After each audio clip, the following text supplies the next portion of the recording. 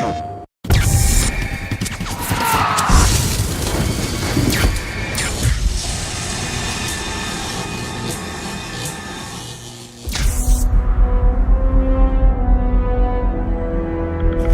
City certainly has a lot of character. The DNA of superheroes takes place in major metropolitan cities, and so we knew all along we were going to do our version of Gotham, Empire City.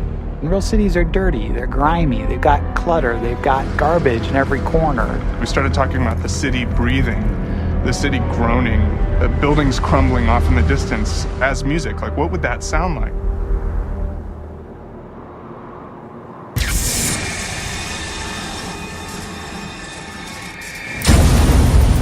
Since the blast, the place has become this sort of wonderland of destruction where a lot of masonry got thrown, higgledy-piggledy in the blast. Cars and buses smashed into the sides of buildings. It feels like this hurricane is torn through. It's bleeding. The city itself is broken.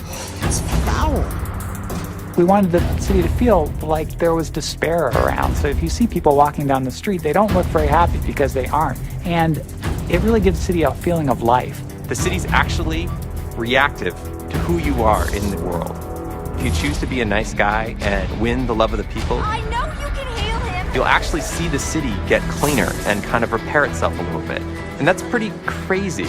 We wanted to make the thing have a character and sort of look back at you for what you did, to respond, and not just be this inert mass. The architecture is clearly influenced by two big things. The first was a desire to have it feel like a grounded, largely Western city. That's where superhero stories exist. At the same time, we looked at cities, international cities that had really great opportunities for climbing and jungle gymming across. It's kind of a mishmash, very intentionally, of things to try and show age of a city and like it's been lived in. Not only are they controlling the character, but they're controlling a character in a world where they can do anything they want to. They can literally wander the city aimlessly for hours if they choose, and the music needs to account for all of that.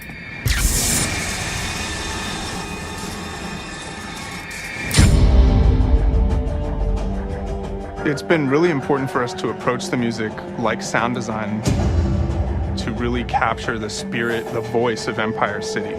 Even though we're in a big urban environment, we want the percussion and the instrumentation to be very tribal, very savage.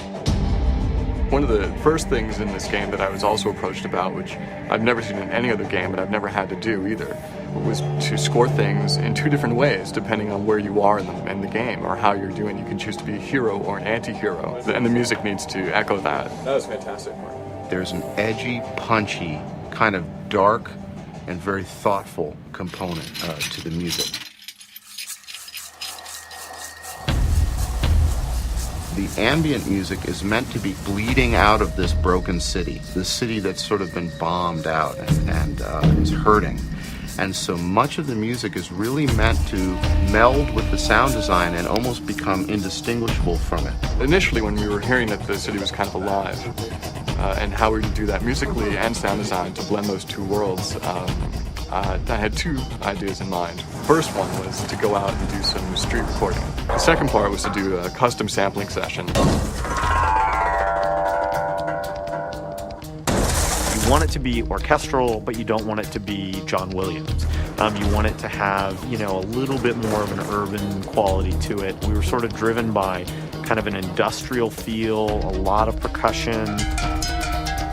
The way that we address that is by using a lot of instruments that are very rustic and urban, like trash cans and metal pipes and cardboard boxes, and just beating on all kinds of different things in different ways. And then at the same time, we've taken a lot of really conventional instruments and tried to play them and use them and, frankly, abuse them in really unconventional ways. Not to mention that our artist, Eamon Tobin, manipulates sounds and carries them into a completely different space, so that even the combat music has this effect of sounding like the city is kind of throwing its head back and roaring.